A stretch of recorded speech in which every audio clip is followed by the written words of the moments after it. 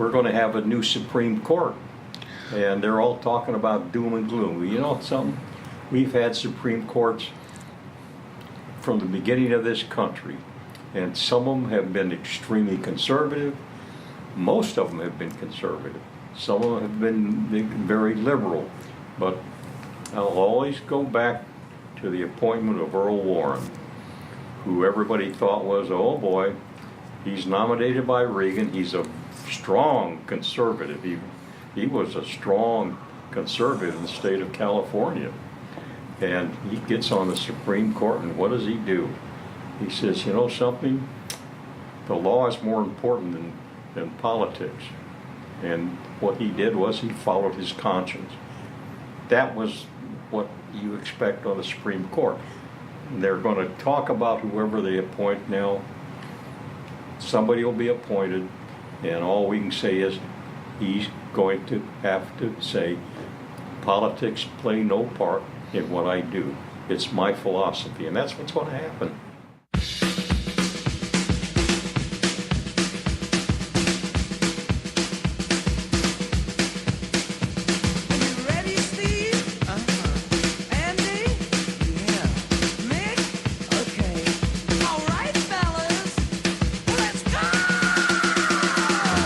From the Roundtable at Uncle's Studios in beautiful Southern California, welcome to another edition of WorkCompmatters, the central location for you employees, you employers, and of course you independent contractors. My name is Steve Appel, and I'll be your host for the next hour with some talk news and hopefully some answers about WorkCompmatters. Thanks for being part of the show. And if you can break away from your WorkCompmatters, feel free to give us a call and clue us in with your questions, comments, and or concerns. The phone number worldwide, 818-357-4120. My email, wcexaminer@aol.com. My old school fax, 818-475-1437. With me in studio, the Chief of Staff, Dr. Mike Zyma, the best-dressed man in workers' compensation, Mr. Ted Durden, my protege, Attorney Robert Ozeron. Scott Walton, Uncle's Studio, is on the board. Back in Munich, Germany, John Scalia, and back at WorkCompCentral, making sure the whole damn thing goes right, is Jake Paris. Well, good evening, everybody, and welcome to another edition of WorkCompmatters. We're brought to you by A1 Law, Santa Monica Tickets, and number one rugs, ABC Rugs. ABC Rugs, Clms, Inc. has been in the business of manufacturing and direct importation and exportation of Persian and Oriental rugs, killums, machine-made shaggy, and hand-done rugs for over 39 years. If you want the best rugs in town, give them a call. And I'm looking at the information they sent us, and I don't have, oh, here we go. It's 323-897-5444. That's ABC Rugs, 323-897-5444. And they've got a little banner on the site, so you can take a look at that. As always, brought to you by A1 Law. If you want the number one computer management system used by more workers' compensation attorneys than any other system on the planet, give me a call at 818-357-4120 for your no-strings-attached money-back guarantee, $1 a day, A1 Law. Last but not least, if you want those hard-to-get, sold-out, even front-row concert, sports, theater tickets, give our buddy Brian a call at Santa Monica Tickets, 310-395-8587. Well, of course, the big news this past week is the nomination by President Donald Trump of Judge Brett Kavanaugh for U.S. Supreme Court Justice. I know all the guys want to talk about that, and that is perfectly okay. It's in our first two news stories. But tonight, well, firstly, before I get to what I want to talk about, major props, major thanks. What a lifetime experience to interview Don Tobin. In fact, I cut, 60 seconds out of that interview for the opening tonight, and that was really cool. I want to give a let's see, give a plug coming up next. Oh, also, thanks to Mike Burton on Structured Settlements. We actually did for the first time 2 shows in one. So we had the Don Tobin interview, and then we interviewed Michael Burton of Unstructured Settlements. So that was really cool. Coming up next week, July 18th, attorney Raymond Heckmat talking about family law and divorce. And 3 weeks from tonight, I'm looking forward to this, August 1st, Ms. Laura Wilson. If you don't know Laura Wilson, Latino comp, qualified rehabilitation representative, been in workers' comp, 20 plus years, as long as I have. Laura Wilson coming up August 1. That is going to be fantastic. And last but not least, there's one person I specifically want to thank. He's been a regular contributor to the show ever since we've been doing it, and I'm able to get him on about 85-90% of the time. 45-year workers' compensation attorney John Scalia, who's hanging out in Munich, Germany. John, I was only able to get you on once last week. I'm not going to be able to get you on tonight just because the topic came up so recently. But your segments are going to be put on WorkCompCentral. Hell, maybe I'll even do an entire show about you. I don't know. But please do not consider it any sign of disrespect that I have not gotten you on every week. Your contributions are extremely valuable to me. I thank you for contributing to the show, and thank you very much. Tonight I wanted to talk about expedited hearings. Now, as Mike will attest, this week we had about 5 expedited hearings scheduled in our office, and in fact, there's still one left tomorrow. Ted attended one for me today. I went to the Los Angeles, downtown LA, which I'm going to talk about in a moment, and we had another 1 or 2, a total of 5. And if I'm not mistaken, we settled all these issues that we filed for expedited hearings. We filed for them representing the applicant. They were all settled within 24 to 48 hours of the hearing happening. And Ted, I assigned you your expedited hearing today about 24 to 48 hours ago. I told you exactly what the issues were. I told you that what we were asking for was extremely reasonable. And my understanding is you went down and you got everything we had been asking for, correct? That is absolutely correct, with no pushback whatsoever from the defendant on the matter. And that's because what we were asking for was totally reasonable. My question is, how come the defendant didn't authorize what we were asking for before we filed the DOR? How come the defendant didn't authorize what we were asking for right after the DOR? How come the defendant didn't authorize what we were asking for a week ago? How come the defendant didn't say everything you wanted 24 to 48? We had to make an appearance. And of course, penalties, costs, sanctions, none of those are subject to jurisdiction at the expedited hearing, but of course it's documented in the file, and if we want, before the case resolves, after the case resolves, we can file a separate MSC and request all of the costs, fees, sanctions, if they can't be settled, because arguably the defendant should have authorized all of this stuff without us having to appear. And this leads me to what I want to talk about, and that was me going to downtown LA. Now, everybody who knows me knows I don't like to drive. I have set up my business. I have set up my operation in the San Fernando Valley. I live in Woodland Hills. My office is in Van Nuys. I'm a block from the board. Yes, I see the homeless. Yes, I see the people asking for money. Yes, I see people walking by and panhandling, and I wouldn't have it any other way.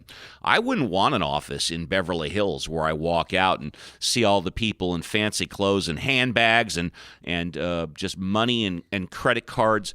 I would fall asleep and I would forget where I came from. You see, every day that I walk out onto Van Nuys Boulevard to smoke a cigarette for about 5 minutes and watch the people drive by, the ambulances, the police, the people that are somewhat deranged, and of course the people in two-piece suits. I appreciate all the more all the... Variety? No, I was going to say the fortune that I have in my life. That when you see someone who's panhandling for $1, or someone that's maybe stoned out on heroin, or just someone who is out of their mind, and then there's me who's been doing my best for the past 25 years to do an honest, good, something that I can be proud of in my career, it makes me appreciate what I currently have and everything that I could have lost. Which brings me to being in the downtown LA board. Now, I hate to drive, so I really don't like going to the downtown LA board, but I love the people there. I love the way the board is set up. I was there yesterday on an expedited that should have been settled prior to the DOR being filed, just after the DOR being filed, within 48 to 72 hours of the hearing taking place, but I had to go down there. And, of course, this is a case that we've had in our office for 4 years. It's our 8th attorney. This attorney was really green, and it came to about 11:30, 11:45 when she finally got authority from her client and authorized on a one-page stip-and order signed by the judge. We got everything we wanted. And, of course, I reserve my right to sanctions, cost, and fees, and the whole ball of wax. But as to why this could not have been authorized prior to me having to drive all the way down to downtown L.A., I don't know. But there was a rumor out yesterday at the downtown L.A. board that someone from a major metropolitan Southern California newspaper is doing a story, not on workers' compensation, but on the Los Angeles Workers' Compensation Appeals Board. And apparently the flavor of the story is how that particular board is a logjam and nothing gets done. Now, I want to take this into two parts. One, that reporter can come and talk to me anytime. 818-357-4120, WCExaminer at AOL.com. 818-475-1437 is my fax. You want to talk about workers' compensation, you want to talk about the LA board, don't be shy. Here I am. I'm the easiest person to get a hold of, and I will answer every single one of your questions. Now, we're going to put this into two parts. There's no question in my mind that not only at the Los Angeles board, but also at all the WCABs in Southern California, there is a log jam on liens. And I do not blame this on the personnel at the board. In fact, I blame this on the legislature and the Department of Industrial Relations because they have come out and specifically said, we don't care about liens. We care about benefits to the injured worker, and liens have just been pushed aside, and liens get continued. And liens get referred to the Oxnard board and blah, blah, blah, blah, blah.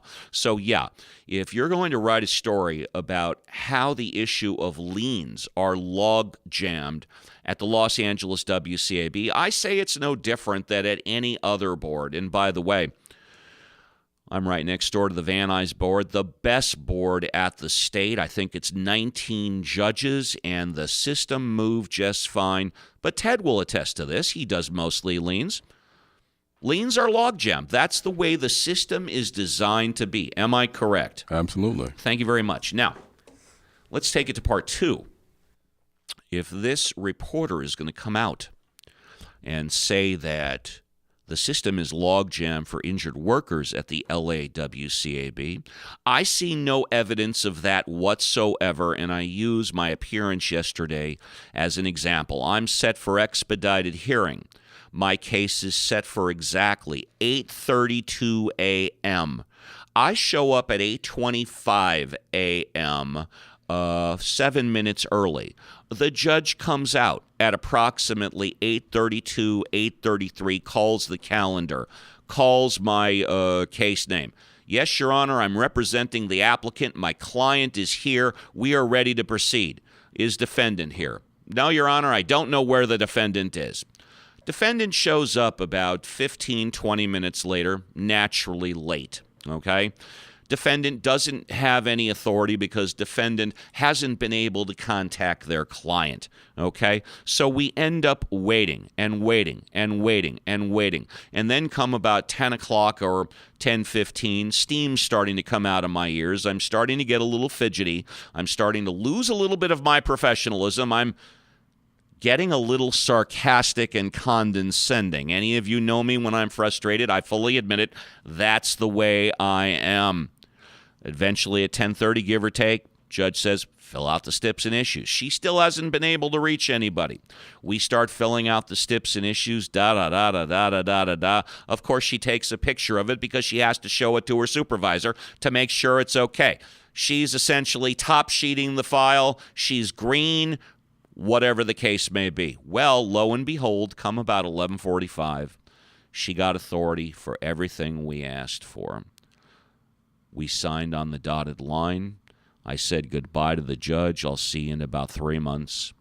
And that ended the appearance. My point being is that if you are prepared, if you know your file, if you are ready to go, I don't think that the WCAB is standing in the way of you proceeding to try your case. You can get an expedited hearing in 30 days, and in fact, it's better than that. You file a DOR for an expedited hearing, and the law says, the code says, you're supposed to get a decision within 30 days, which arguably means if the case is set on the 30th day, you have to get a decision from the bench. Now, I ask all of you workers' compensation people, how often do you get a decision from the bench? You don't have to answer that, but ask yourself this. How many times have you been to an expedited hearing where you actually went on the record? Now, you think about that and take a real hard look at whether or not it's the personnel and or the judges and or the system that is causing the roadblock for you to move your case towards closure, or if it's not really that you and your opposition are just not properly prepared. My name is Steve Appel. You're listening to Work Comp Matters. We're brought to you by A1 Law, Santa Monica Tickets, and ABC Rugs. We've got more talk, more news, and hopefully some answers. Of course, stories coming up. United States Supreme Court judge has been nominated by President Trump, Brett Kavanaugh. OSHA fines and citations are at issue. Teenage driving and lawsuits versus the maker of Roundup weed killer. Immigration is in the news. Drug prices are in the news. There's a shortage of psychiatrists. Cancer deaths in the U.S. are in the news. Talking about also hate crimes in California, older folks in California. I think the California gas tax increase, we definitely should read tonight as one of the top 5. Assemblyman Devin Mathis, I think, is scolded for his inappropriate sexual activities. We've got a story on California workers' compensation insurance rates. The Labor Commissioner nabs another $1.1 million from a employer that was conducting some monkey business. And last but not least, Macy's has a data breach. But it's time for the first news story of the day. I can't get it out, man. I'm all wound up. He's my chief of staff. He is a Juris Doctorate. He's been with me ever since the show started and with the first news story of the day, Dr. Michael Zyma. Thanks again for the promotion, Steve. Judge Brett M. Kavanaugh's nomination to the U.S. Supreme Court could very well help Republicans hold or expand their control of the Senate. It could also hurt their efforts to maintain control of the House. That political oddity illustrates the complexities of this midterm election season, which is actually 2 very different midterms. One is the fight for the Senate, where Democrats are defending the seats of 10 incumbents in states won by President Trump, and the other is the contest for the House, where Republicans are defending a vast and expanding battleground that is every bit as forbidding, with nearly 60 Republican seats in play. In a similar news story, the liberal base is fired up about abortion rights, but Senate Democratic leader Charles Schumer of New York will seek to emphasize access to affordable health care as much as Roe v. Wade and the battle over the Supreme Court. In sharp contrast to the Obama era, Schumer thinks health care is the Democrats' best weapon.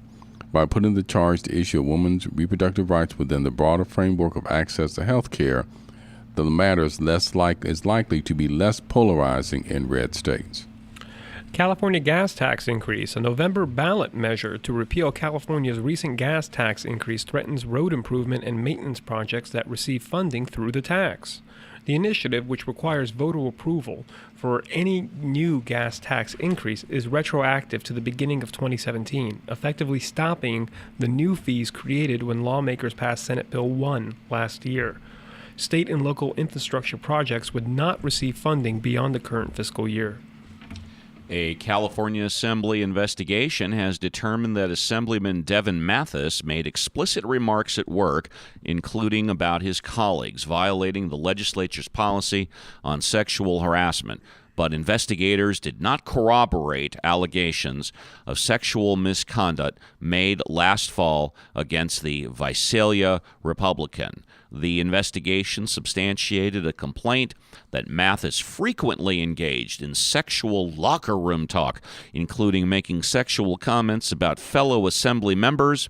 An Assembly spokesman said Mathis will be required to complete sensitivity training with an outside expert, participating in sessions with a legislative counselor, and take additional training on the Assembly's sexual harassment policy. We've got more news, more talk, and more answers coming up on Work Comp Matters. We're brought to you by A1 Law Santa Monica Tickets.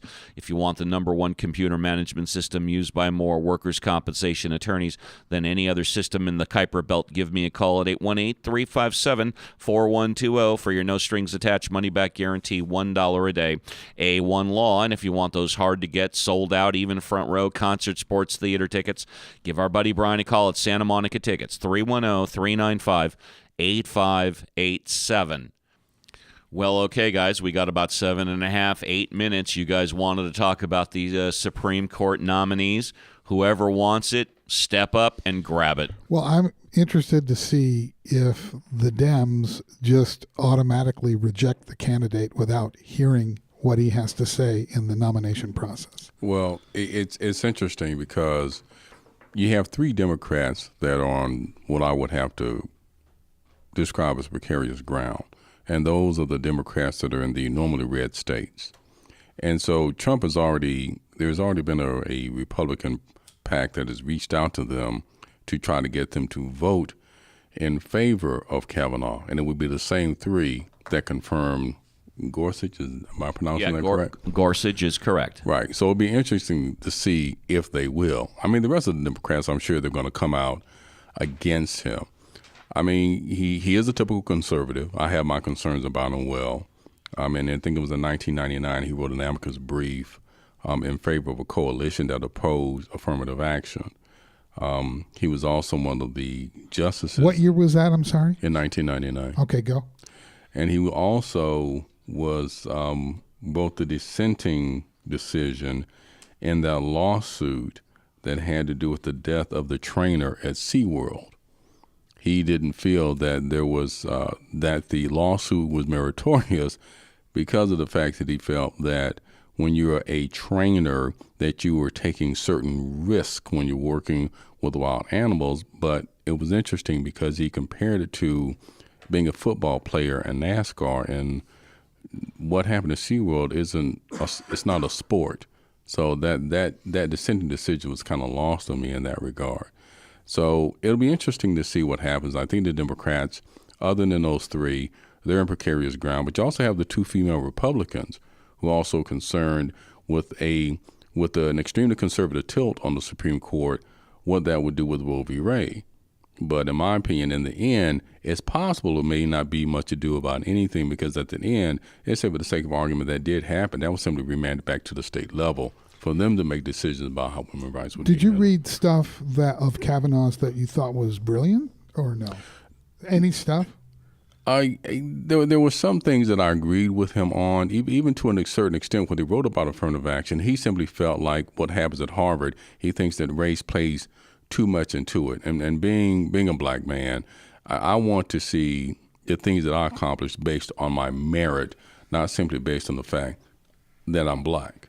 Well, yeah, that makes sense. No one wants to be thought of as the only reason they're there is for their racial component. That's kind of offensive. Well, in that sense. Well, I don't know if I would call it offensive, but it becomes a slippery slope, because you do have those, for lack of a better description, those disenfranchised or those inner city youths. They may not have the access to learning tools or options or opportunities that others do.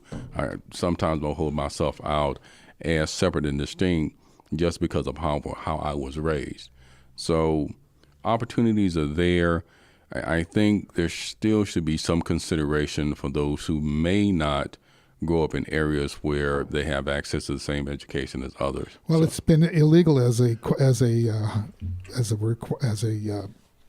system, you mean? Yeah, right. Well, yes. I believe recently, actually, was it Betsy DeVos sent a letter out to Harvard and Yale and all the schools asking that they no longer discriminate at all against anybody. And specifically, this is targeted at Asians because, as you know, Asians score the highest on all the tests, but they don't get into these schools for the most part because they hit their quota of Asians.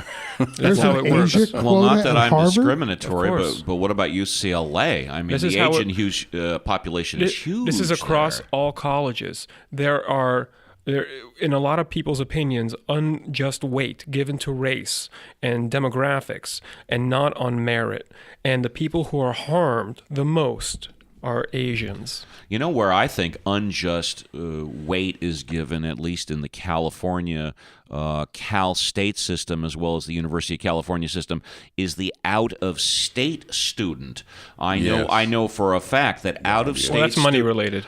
Thank you very much. Their grades constantly are less than the in-state students, but because they're paying, 3 times as much, they're more likely to be accepted. But I think we should go back to the idea of affirmative action because that's a really interesting kind of paradigm that perhaps if you help certain groups up, that they will catch up to the rest of the demographics. Well, and at a certain point early on in affirmative action, that was true. Perhaps. I think. I don't know about that. Yeah, well, I don't know if the pay- same thing. I don't know if the same thing is going on today. But the one thing I know that they said is that race cannot be the only determining factor. Is it a factor that can be considered? Yes, and I think to level a playing field, it should be that way. Should it be the ultimate deciding factor? No, I don't. But all applicants should meet minimum requirements. They should all be there on their own merit. But see, but here's the paradox. The paradox is, let's say for the sake of argument, again, you take a minority out of the inner city, who's never been exposed to the typical college life.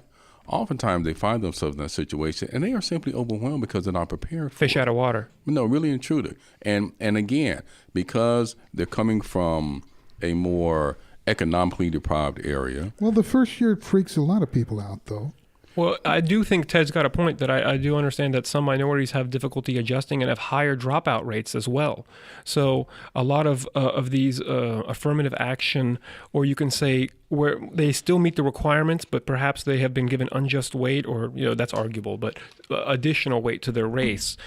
They actually do have higher dropout rates. And if you looked at the bar, we talked about this last time, I think a couple weeks ago, where the bar allowed you to see the demographics racially of the passage rate, right? And what happened?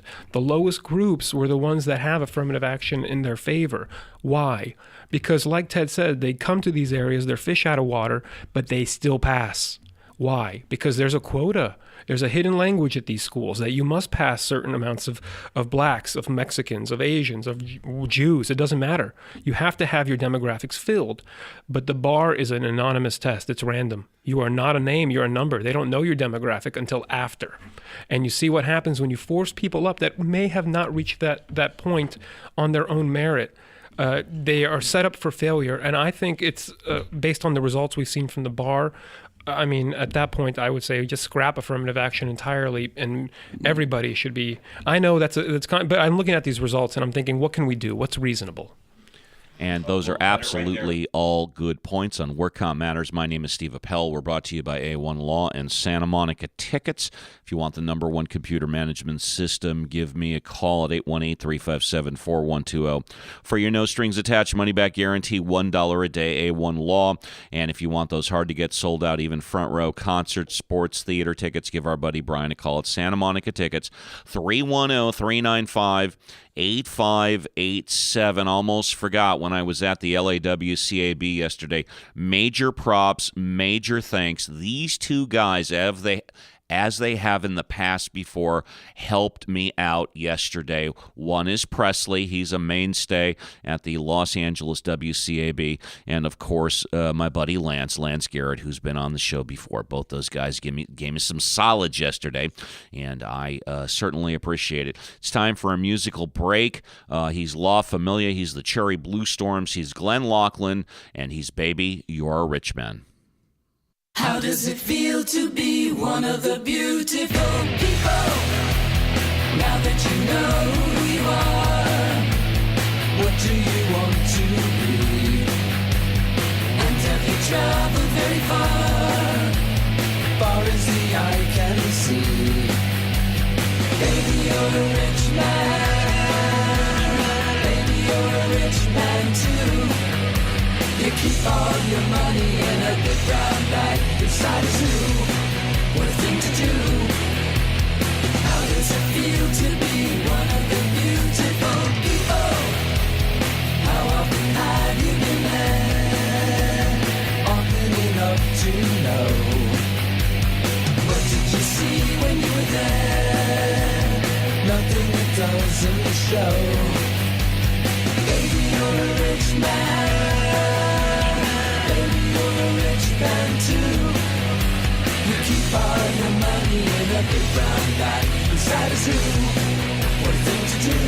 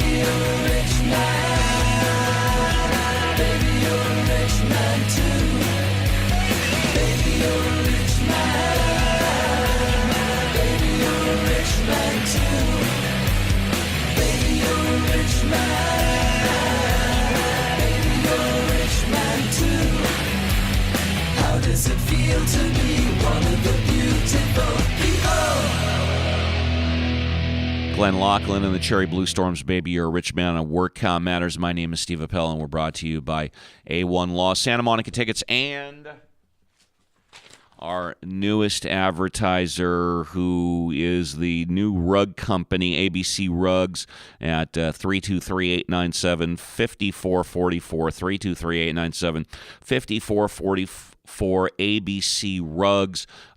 They've been in the business for many years, and if you want some Persian rugs, baby, that's the way to go. Now, something before we get to more news. I want to talk about really briefly the Don Tobin show. Something accidentally happened. I didn't do it on purpose.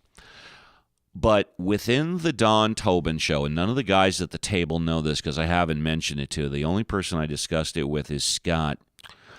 there is an accidental subliminal message in the Don Tobin interview. It was done by accident, and during the show, there's about 45 to 60 seconds of a subliminal message. Now, it's not Freddie is dead or I buried Paul or whatever like that. It was an accident in the production. And so, rather than take it out, I figured we'd have some fun with it. So you guys at the table are eligible. Any of the listeners, the only one that's not eligible is Scott, because him and I discussed it.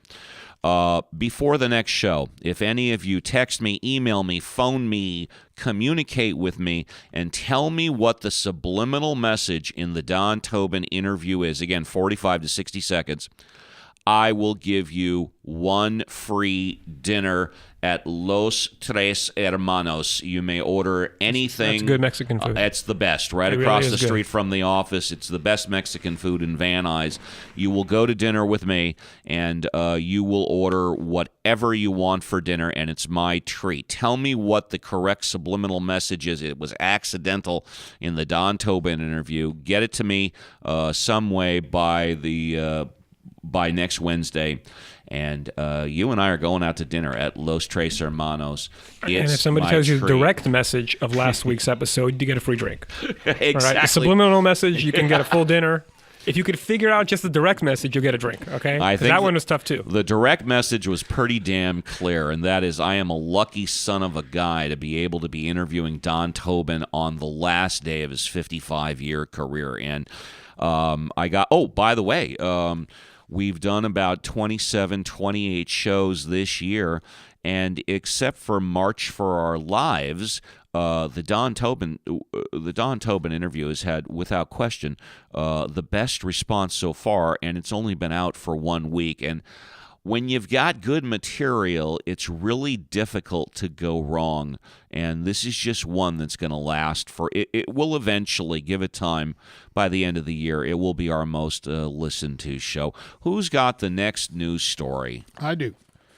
California tops the nation in people 60 and older, and they increased by 1.5 million in the last 5 years, from 6.71 million in 2013 to 8.22 million in 2018. So they're not going to Florida anymore? I wonder, are they retirees, perhaps? I don't know, but you know what? Maybe it's just that people are retiring later, and so you've got more people in the workforce. Maybe people are just going to go homeless because they hear they're giving out free apartments.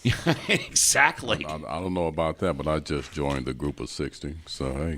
Hey, congratulations. Yeah, but he doesn't look it. He doesn't. No, look you don't. It. He doesn't look it at all. You don't look it at all. They hit the big 6-0 on June 16th. Oh, okay. So- Congratulations. Now, Ted, is it true you're as young as you feel? Oh, absolutely. Because I mean this in all sense. You have the body of like an Yeah. early 40-year-old. You're That's why. solid. You're solid. You don't want to get a Ted upset. Yeah. No, exactly. Appreciate that. I mean, I got, I don't want to say I got a bromance or whatever, but, this man is hot. Well, you take care of yourself. You can look younger than your age, right? Hey, You can hey. look a whole decade, apparently. And I appreciate that. I do, guys. Thanks a lot. And speaking of the best-dressed man in workers' comp, you've got the next news story, sir. Hate crimes increased across California for the third straight year in 2017. An uptick experts have blamed on President Trump's vitriolic rhetoric toward minorities and the resurgence of hate groups in the state. There were 1,093 reported hate crimes in California in 2017, a 17.4% increase, according to a report released Monday by the California Attorney General's office. Hate crimes have increased annually since 2014, jumping roughly 44% in that 3-year span, records show. Robert, you got something for us? Yeah, that's kind of what Ted talked about last time, that a lot of the people are emboldened, apparently. Yes, I think that's what happened. Because again, just his whole affect has been very confrontational, and I think that has given people a lot of poetic license, as it were. Now, also along that line, what I see quite interesting, I mean, if you go back to the 60s with the Watts riots, etc., the hate crimes were really about skin color, okay? And nowadays, and maybe a little religion too. I mean, there's always been anti-Semitic beliefs out in the country, but now a lot of it has to do with sexual preference and sexual orientation, and that's where I see a majority of the hate crimes coming, rather than skin color. Do you agree with that, or am I just off base? No, Yeah. I think you're off base on that. I still think a lot of it has to do with. I mean, back in those days, a lot of hate crimes might have been against mostly African Americans, but nowadays it's across the board. You have Middle Easterners, Persians, Iraqis. Oh yeah. So there's I forgot been a about that. Yeah. dramatic increase against those Hispanics. You take your pick. It has gone up dramatically since Trump has been off. Well, not just. I mean, it seems like the rhetoric on all sides has kind of been ratcheted up, and the actions, right, harassing political people at home, at restaurants, anti-Semitism on UCLA, right? Yes, We talked absolutely. about that. Yes. So maybe everybody's just got a lot more crazy. And we need. This is the time for reasonable people to come together. Yeah, well, when you have House of Representatives like Maxine Waters who come out and say, if you see a Trump supporter or someone on his staff in a restaurant, go ahead and cause a ruckus to kick them out. Create an angry mob. Yeah, create angry. I'm not surprised. Yeah. Yeah, Well, but the discussion we had a couple of weeks ago, Ted brought up, was that if you're going to say that, you have to condemn Trump in some of his rallies, before he was elected, during the election, encouraging people to, beat But I people up will and say, suck. I know Yeah, one but- of those instances, Trump encouraged a black man to punch a KKK member who was wearing a hood in the face, and everybody cheered. So even though that was Trump encouraging a black man to punch a white racist, there was a clip where he was like, punch that guy, and they showed it only as Trump. Does everyone know about that? No, I've never heard of that. No, Yeah, that- I never heard it. No, I'd heard about that. But my whole thing is this: is again, you're talking about the leader of our country. Yeah, either way. Who at a press conference is making fun of a disabled man. Oh, he does I mean, multiple things that I am totally horrified and I am embarrassed. He's as also the very president of our direct. I company. mean, It's Robert, we were just- talking about what he was saying to, the German folks and the NATO folks today. Oh, yes, and absolutely. I just started pounding my So- fist on the table going, yes! So with the good comes the bad, okay? Yeah, with the ugly comes the beautiful. We look at the stock market, it goes up. We don't like to look at how he treats other countries and other people to how he gets there. The one thing that's interesting, and I know it may seem like a really off base comparison. It really does, because I would characterize Trump as an extreme version of this former president, and that would be Richard Nixon, because Richard Nixon was unpredictable. You never knew what he was going to do. You never knew Not what as he was going to unpredictable say. as Tricky Dick, Trump. right? Not as- Tricky Dick. Exactly. That's right. And Trump is pretty much, again, he's an extreme example of that. He is. I'll never forget during the interview when Nixon said, when the president does it, it's not illegal. Yeah, What? Is that the What? Frost interview? Yes, that was a that's Frost Trump's interview. version of I Absolutely. can pardon myself, right? Exactly. That's the same version. I can pardon myself. So he's just unpredictable. Like you said, we all agree he does and says some just abhorrent things. And that's Candidate just Trump what it is. was a bit out there, huh? Candidate Trump was very out there. Well, also, President Trump sometimes is out there. President I Trump has think been. President Trump is more out there than candidate Trump. I would say that he became more reasonable, it would seem, when he became president. It would have appeared. Because I didn't vote for the man, right? I talked about that I Right. represent Latinos, and it was just, whoa. What he's saying out there it looks really offensive. He seemed like the majority were bad people, and a small minority were good people. When I feel like, well, through my experience, I represent hardworking people here. Working class heroes, each one of them. But as soon as he became president, I didn't really see that as much. He did focus on what he wanted to do to fulfill his campaign promises, but I didn't see him tarnishing a whole group like that anymore. He really bought Charlottesville. That's the thing. Well, he did Yeah. that. And even if you look at what, I think it was at a political rally recently, it might have been in Montana, when he was talking about John McCain. And even when he went after George Bush and he said about the whole 1,000 points of light. Yeah, It's he like, did ridicule him. He also ridiculed the Me Too movement, I thought. Right, yeah, he did that too. So, and again, his behavior just beyond the pale. Well, actually, as far as I'm concerned, Trump lit the fire for the Me Too movement. But speaking about innocent kids, The ones in Thailand that were in the caves, they have now all been saved. They're in the hospital. And isn't it nice how the whole world can really come together when you've got some innocent kids that are in trouble, and they are all now out of the caves. And speaking of kids, some immigrant toddlers are back in the arms of their parents, but others remain in the holding facilities away from relatives as federal officials of the United States fell short of meeting a court-ordered deadline to reunite dozens of youngsters forcibly separated from the families at the border. A separate fast-track court designed to quickly process a steady stream of misdemeanor border crossing cases under the Trump administration's zero-tolerance policy rolled out Monday in San Diego in a hearing that was punctuated by moments of confusion, tension, and passionate objection. A total of 41 unauthorized immigrants who were arrested over the weekend were seen during the initial hearing, but this was no ordinary arraignment. And we've got more news, more talk, and hopefully some answers coming up on Work Comp Matters, the central location for you employers, you employees, and independent contractors. My name is Steve Appel. We're brought to you by ABC Rugs, A1 Law, and Santa Monica Tickets. It's time for our last musical break with the sweet folk rock sounds from Susan Scheller.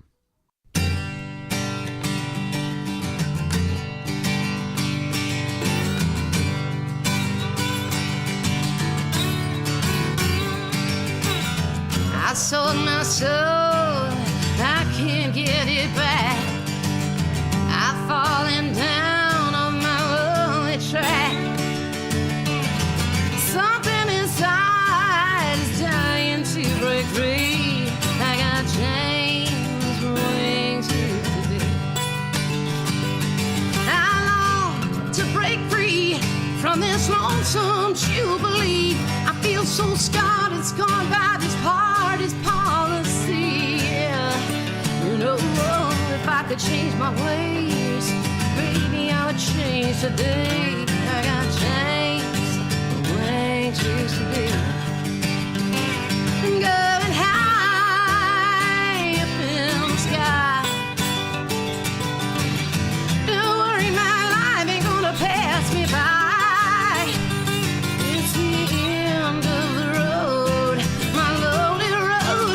Untold, I got chains where wings used to be. And just the other night, you know, I found myself talking to Jesus. I whimpered, why did well do I changed? And he said, you're gonna ride for free as long as you stick with me. I've been down, but it don't bother me, no. You know I have me some chains where some wings used to be. And he told me just like this. He going high up in the sky.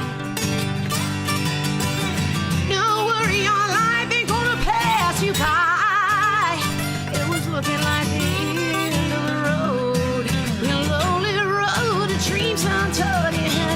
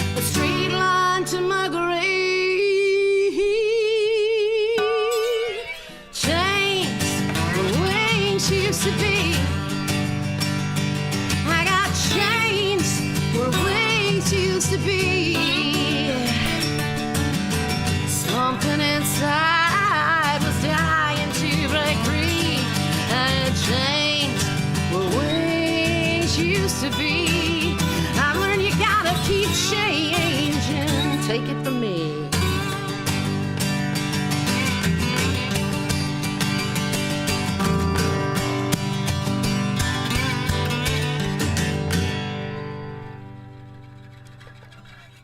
Susan Scheller on WorkCompMatters, the central location for you employees, you employers, and of course, we haven't forgotten you damn independent contractors. My name is Steve Appel.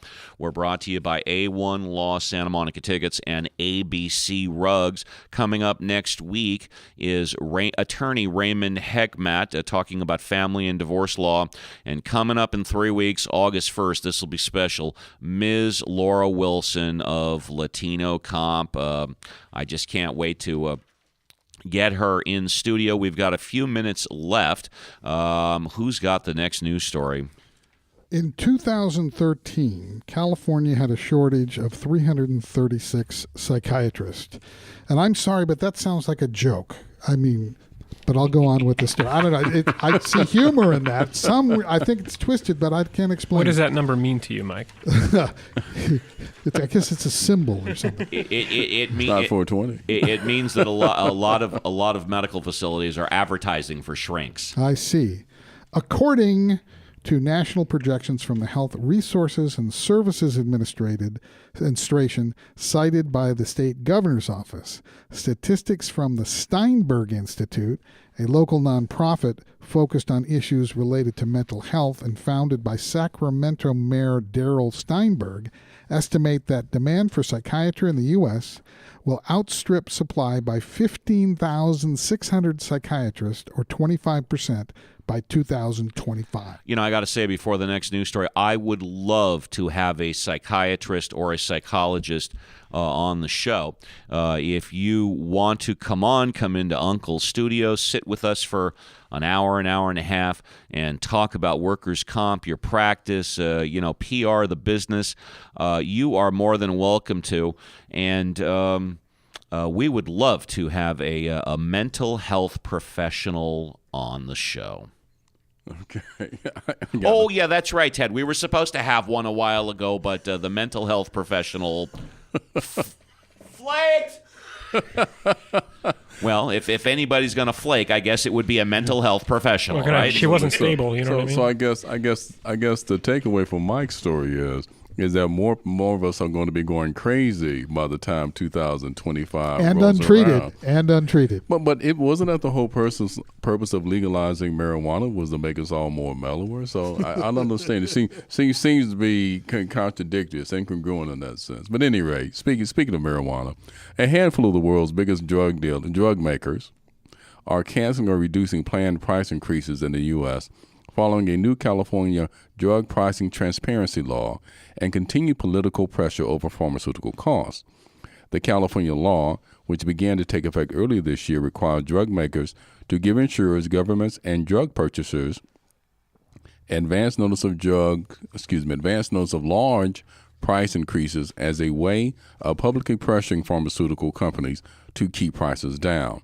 In the last 3 weeks, Novartis AG, Gilead Sciences Inc., Roche Holding AG, and Novo Nordisk AS sent notices to California health plans rescinding or reducing previously announced price hikes on at least 10 drugs. And I saw on the ticker this morning, one of the drug companies agreed not to increase their drug prices based on a conversation that they had with Trump. I heard that too. And do you recall who that was? I don't, but I wonder what happened to their stock price today. I don't know. It might have had no impact on it at all. It's possible, but it was a pretty large pharmaceutical company. Yes, it was one of the big ones. Yeah, but the name simply escapes me right now. Okay, well, it's nice that Trump's at least working on trying to lower those healthcare costs. I know that's the biggest part of the federal budget. So hopefully, I think it's Medicare, right, and Social Security. I thought the military was the biggest part of the federal budget. I thought Medicare and Social Security combined are the big ones. Right? Okay. That's that department, that general department. Those are the two biggest ones. Okay. But military, obviously, too. Cancer deaths in the U.S. The nation's cancer experts say it's possible to eliminate more than 1 in 5 cancer deaths in the U.S., even if researchers never invent another test or treatment. For this plan to work, every single American would have to take full advantage of the best medical care the country has to offer. If they were to do so, the country's cancer mortality rate would fall by 22%, according to researchers from American Cancer Society. Every American is never going to be able to take care of the best medical care available. Firstly, you've got 25 to 30% of the United States population, I believe, is uninsured. So the most of the time they're going to free clinics, they're going to county ERs. They are not all available to the best medical care possible. Now, that being said, I'm not knocking ERs. I'm not knocking county facilities. Some of the best doctors and medical professionals work there. But if you're insured, if you have full health coverage, you've got your own physician from your own plan, you get to choose, and you're normally, I can't remember the last time I ever went to a county facility. Yes, I've been to an ER before, but there is no way that all of the population will ever have the availability of the best medical care. Plus, they don't discuss if this best medical care includes like preventative checkups, right? Or are they talking about somebody who has just discovered they had cancer and you have to discover it, of course, immediately upon it being cancer? I don't even know the moment that it would metastasize, if that's the word. So I'm not sure what this would mean, but I think it's just a broad generalization. That's all it is. They're just saying, hey, go get health insurance. Pretty much. You don't know if you have cancer. And that's a very good point. And now with the last news story of the day, we have to give much thanks, much congratulations. Major props to Scott Walton of Uncle's Studio, the MTA or the rail line or the orange line or the blue line is not going to be coming through Uncle's Studio, and Uncle's Studio is here indefinitely. And I am so proud. I know Scott is happy about that because, I mean, Mike, we searched this place out for so long before we got to the Palace. They don't call it the Table. Palace for nothing. That's right. And I am just so happy that we are here indefinitely. But I couldn't give enough thanks, but I can certainly try for the people at the round table, Mike Zima, Ted Durden, attorney Robert Ozeron. Of course, we just said Scott from Uncle's Studio. John Scalia, thank you very much for your valuable contributions. And, of course, all the people that I never have enough time or a chance to name at WorkCompCentral, including but not limited to Leaf File and Jake Paris. My name is Steve Appel. We'll see you again next week for another edition of WorkCompMatters.